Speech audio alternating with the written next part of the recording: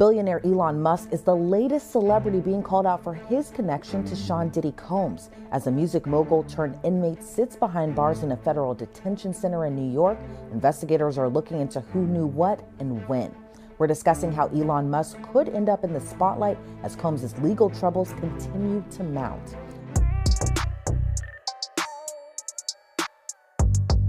Billionaire businessman Elon Musk's own comments have him in some hot water online.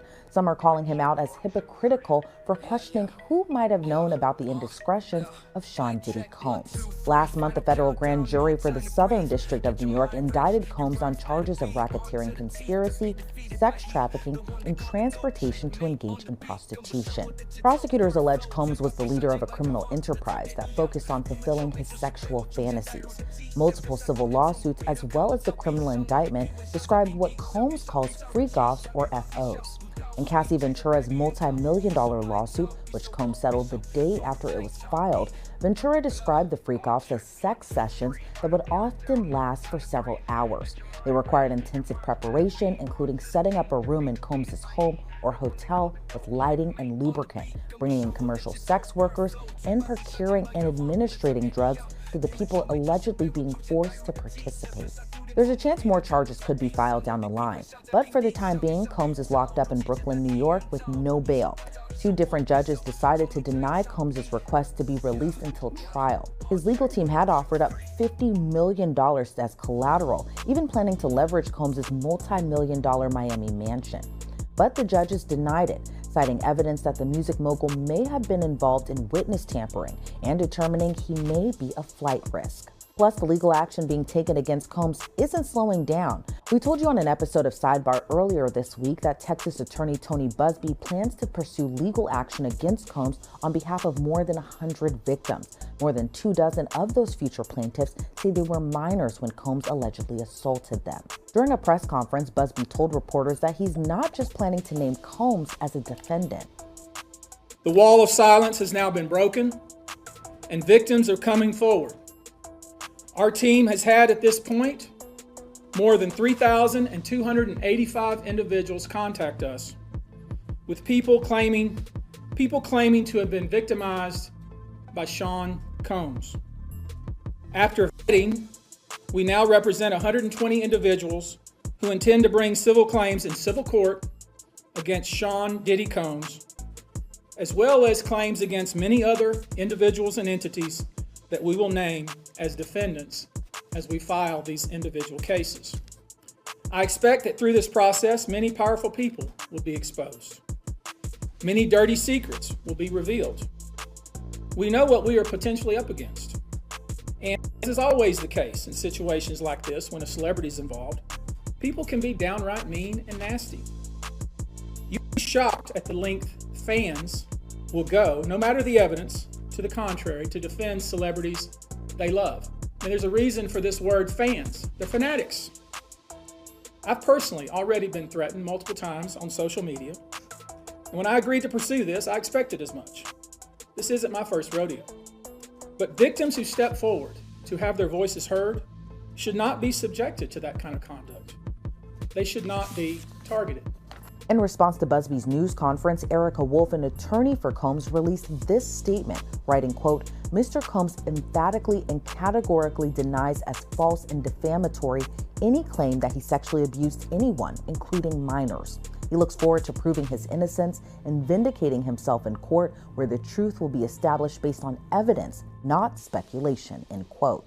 As we learn more about Combs' behind-the-scenes behavior, which has apparently been going on for decades, many people are questioning his relationships with A-list celebrities in the music industry, fashion world, and entertainment business. We recently looked at his connections to Usher, Justin Bieber, Meek Mill, and Ellen DeGeneres. You can check out those episodes over on the Law and Crime YouTube channel. The latest person in the sights of critics is Elon Musk, the man behind Tesla, SpaceX, and the site formerly known as Twitter. On Tuesday, a user tweeted how many other cases are like this that we don't know about in the music industry, seemingly referring to instances of assault and abuse. Musk responded with, "Good question. Then on Wednesday, after BuzzFeed's news conference, Musk shared a screenshot of an article from the Daily Mail, headlined, "Diddy accused of abusing a 9-year-old boy and spiking drinks with horse tranquilizers," as 120 victims come forward with shocking claims. Musk added the comment, "How many people in music and entertainment knew about this?" This sparked a lot of discussion in the comments about his own connection with Combs. Singer and reality TV star Aubrey O'Day retweeted Musk saying, "Ask your friends, they will tell you." O'Day has been a vocal critic for Combs for many years, since her days on the reality TV show Making the Band in the early 2000s. On the show, Combs had groups compete to be a part of his label Bad Boy Records. O'Day was a member of the girl group Danity Kane. She claims Combs was abusive not only on the show, but for years afterward. She claims she was fired from Danity Kane for refusing Combs' sexual advances. O'Day also tweeted a broken heart emoji saying, quote, "I ask the universe to project love to those suffering that we cannot reach. Please grant them an internal perspective that helps them to see beyond the here and now and help any victim foster a worldview that this man's abuses cannot ever penetrate. All of you who knew who he was, that paid this man with money or opportunity or enabled him to continue, you all have blood on your hands. I know who you are. You know who you are. Good luck." Combs' most notable connection to Musk involves Musk's takeover of Twitter, which he rebranded as X. Two New York Times reporters Katie Conger and Ryan Mack wrote a book about the huge purchase called Character Limit. According to their account, Musk has spoken about Combs in meetings with executives, seemingly as a way to dispel concerns about racism. Musk reportedly addressed a man named Detavio Samuels, who was CEO of media startup Revolt TV, which Combs founded. Samuels was expressing concerns about potentially racist rhetoric increasing on X thanks to new policies. The authors claim that when Musk reportedly said, quote, "I don't know if you know this, but Puff is an investor in Twitter. You know he's a good friend of mine. We text a lot," end quote. Puff is, of course, one of the many names Combs used during his long music career. Other executives who were present told the authors that the whole exchange was embarrassing. When Musk bought Twitter for $44 billion in 2022, there were rumors about who might have contributed their own funds. That actual shareholder list was revealed during a federal lawsuit over Musk's alleged failure to pay arbitration fees. Sean Combs Capital LLC was on that list. The court document did not reveal how much money each contributor put in, but Combs is rumored to have invested $10 million. Combs' legal team has filed another appeal for bail, and he's expected to be back in court next week. Well, we have a lot to break down, and joining us to discuss it further is former federal prosecutor and president and co-founder of West Coast Trial Lawyers. That's Nima Rahmani. Nima, always great to have you on. It seems like a lot of celebrities who have been known to mingle with Diddy have come under fire or scrutiny after his arrest. But what are your thoughts on Elon Musk's comments about who else knew about Diddy's alleged behavior, given he reportedly said he and Combs used to text a lot?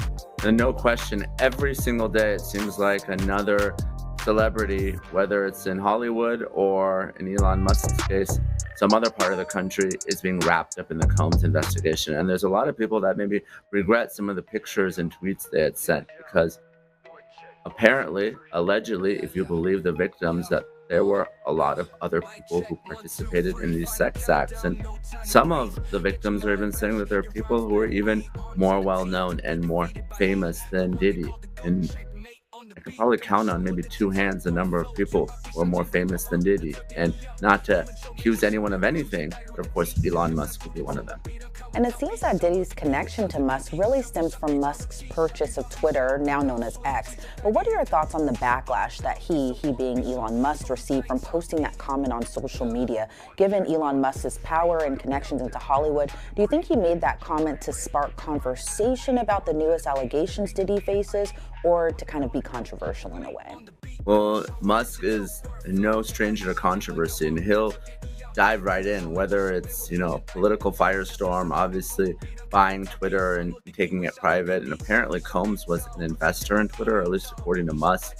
So obviously they have some sort of professional relationship. It appears they have a personal one as well. They've been photographed together at the Chappelle comedy show, I believe. I don't know if there's any pictures of Musk at one of Diddy's parties, and certainly we haven't heard anything about him being at one of the freak-offs. But obviously more and more people are coming forward every day. We have male and female sex workers. There's allegations of sexual abuse of minors. We believe the lawyers who are representing some of these civil plaintiffs, they're going to file more than 100 lawsuits in the coming weeks and months. And of course, we already know that there's 9 or 10 plaintiffs who have already come forward and filed. And of course, we'll deep dive into that in just a little bit. But for now, it was also interesting to see Aubrey O'Day's response when she replied, "Ask your friends." What do you make of that response, especially given that in a way Diddy's behavior was this kind of open secret in Hollywood? It really was one of the worst kept secrets in Hollywood. And obviously there were rumors about what happens at his infamous parties for years. And it really took Cassie Ventura to come forward. Obviously, that's Diddy's longtime girlfriend of more than a decade. And once she filed her lawsuit back in November, that really sort of motivated others to come forward. You know, with respect to O'Day, obviously she's been critical obviously Diddy and Musk's relationship. But whenever you have someone in the industry who's coming out and making these allegations, you really have to start investigating. If you're law enforcement, say, like, what does, O'Day know? What do others know? Who else was there? Because we've all seen the videos, we've all seen the photographs. Of course, the worst video being the 2016 beating of Cassie, but we've all seen lots of pictures of folks who were at Diddy's parties. So whether they were participants or mere witnesses, I think they'll have a lot to say in this case. In your opinion, do a lot of the big names who either had prior personal or even business relationships with Combs need to be worried right now?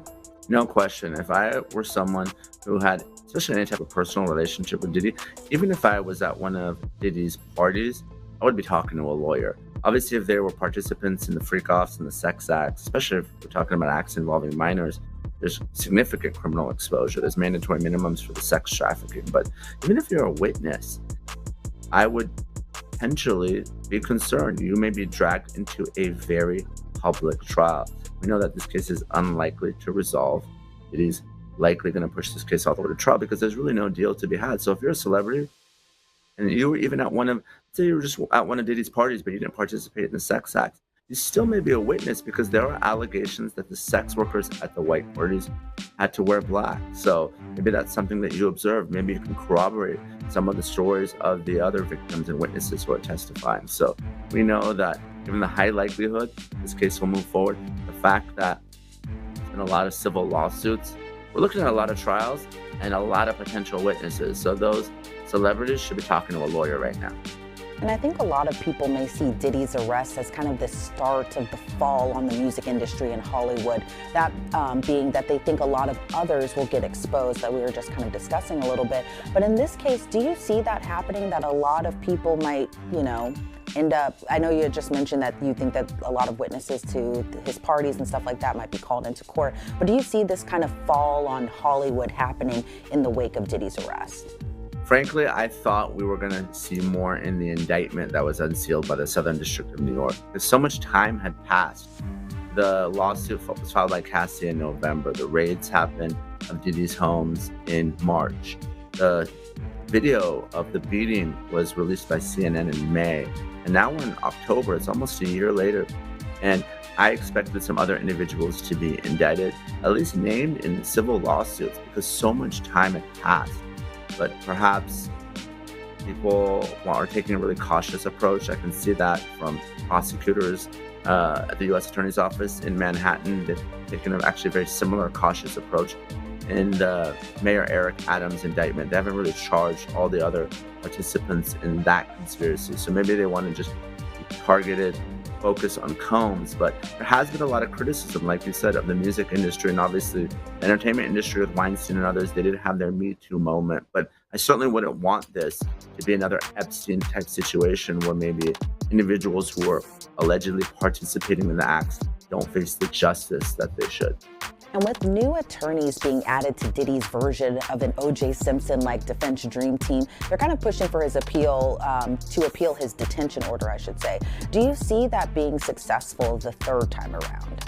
I think it's unlikely. And obviously, we know that Diddy has essentially unlimited means. He's reportedly worth $1 billion. Even if he's taken a hit, he's well into the hundreds of millions of dollars. So he's going to have the best and probably one of the largest teams of defense attorneys that we've seen in recent memory, because there's really a huge challenge here if you're Diddy's lawyers, not just with respect to bond, but just every day, to the extent that more witnesses and victims come forward, it's very hard to argue that these sex acts were consensual. That's what Diddy's lawyers have said publicly, that yes, they happened. They weren't necessarily these large orgies or anything like that. There were threesomes and they were all consensual, and that's what the freak-offs were. Well, if you have hundreds of individuals who are telling a different story of physical and sexual violence, that's difficult to overcome. Now, with respect to bond, these crimes do carry a presumption of detention, and Diddy is looking at decades in federal prison. Now, I know his lawyers had a very creative bond package, a $50 million bond with round-the-clock surveillance by former law enforcement, cameras in the house, a visitor log, no cell phone, no internet. But the question I have, and the question the Second Circuit Court of Appeals is going to have when they look at this detention order, is any other criminal defendant would be detained if they were facing these types of racketeering and sex trafficking charges. Why should Combs be treated any differently because of his fame and his wealth? So I expect the Second Circuit, that three-judge appellate panel, to affirm the detention order by Judge Carter in this case.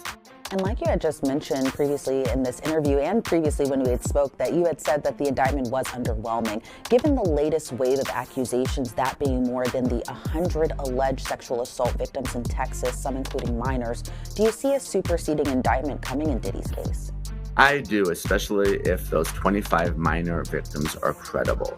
U.S. Attorney Damian Williams said the investigation's ongoing, and I don't think he can ignore minor victims. And minor victims are important for a couple of reasons. One, obviously, our laws are supposed to protect minors. That's what they're there for. But minor victims can't consent to sexual activity. So the difference between consensual sex and sex trafficking is force, fraud, or coercion. That's why Diddy's lawyers are saying that it was consensual. That's going to be their legal defense in the case. But because minors can't consent, there's really no defense there unless Diddy's going to argue that sexual contact didn't happen at all, that it wasn't him, or they're lying. So it's important both in terms of protecting the victims, but also to really get around one of Diddy's key defenses in the case. Now, say that you're prosecuting this case and putting your prosecutor hat back on. What kind of evidence are you going to be tackling if you were the one to be trying Diddy's case? The best evidence in this case is the video evidence, because witnesses can lie, even victims can lie, but video doesn't lie. And the example I like to give, I keep going back to that video at the Intercontinental Hotel here in Los Angeles, where I am, Combs beating Cassie. The reason why that's so important is up until that moment, Diddy and his lawyers, their strategy, both legally and in the press, was to deny. And after that video, there's no denying that an assault happened. So Diddy came forward. He gave I would say, not a wholehearted apology on social media, but he did say something. It just goes to show the power of video evidence. So apparently, if you believe the victims and you believe Cassie, which I do, Diddy recorded many of these sex acts, and he maybe did so to have a leverage over the other participants, maybe blackmail them or extort them. The irony here is, of course, that those videos are going to be used against Diddy at this trial. So he may have created the evidence that may ultimately convict. All right, Nima, I really appreciate your time and insight to this case. Before we sign you off, anything else you'd like to add? No, this case has everything. It has celebrities, it has sex, it has drugs, it has violence. I mean, that's why we're going to be tuned to this for the coming months and maybe even over a year. All right, Nima Rahmani, again, I appreciate your time today, and thank you. It's always great to see you. Thanks for having me.